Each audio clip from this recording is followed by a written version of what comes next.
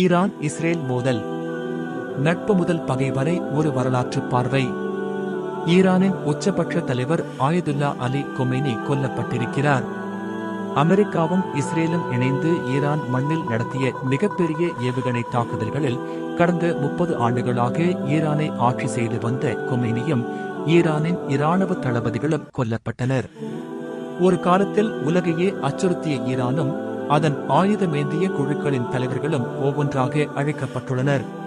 Iran அதிபராக இருந்த Ebrahim Raisi ஒரு மர்மமான ஹெலிகாப்டர் விபத்தில் இறந்ததில் இருந்தே இந்த வீழ்ச்சி தொடங்கியது எனலாம்.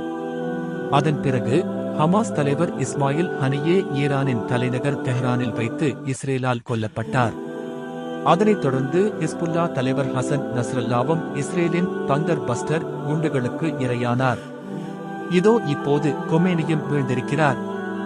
நீண்ட காலமாக இஸ்ரேலுக்கும் ஈரானுக்கும் இடையே நடந்து வந்த அந்த இரகசிய நிழல் யுத்தம் இன்று முடிவுக்கு வந்துள்ளது. யாரும் அறியாத அந்த வரலாற்று திருப்பம். இன்று ஒருவரையொருவர் அழித்துக் கொள்ள துடிக்கும் ஈரானும் இஸ்ரேலும் 1979 ஆண்டுக்கு முன்பு மத்திய கிழக்கின் மிக நெருங்கிய நண்பர்களாக இருந்தார்கள் என்பது உங்களில் எத்தனை பேருக்கு தெரியும்? 1948 இல் இஸ்ரேல் உருவான போது அதைச் சுற்றியுள்ள அரபு நாடுகள் அனைத்தும் அதன் எதிரிகளாக இருந்தன. அப்போது இஸ்ரேலின் முதல் பிரதமர் டேவிட் பென் குரியன் ஒரு தந்திரமான வெளியுறவு கொள்கையை உருவாக்கினார். அதுதான் பெரிபெரி டாக்ட்ரின், அதாவது அரபு அல்லாத மத்திய கிழக்கில் செல்வாக்குள்ள நாடுகளுடன் கூட்டணி அமைப்பது. அந்த தேடல் ஈரானில் வந்து நின்றது. அப்போது ஈரானை ஆட்சி செய்து முகமது ரேசா பஹ்லவி மேற்கத்திய நாடுகளுடன் நெருங்கிய தொடர்பு கொண்ட நவீன சிந்தனையுடைய மன்னராக இருந்தார்.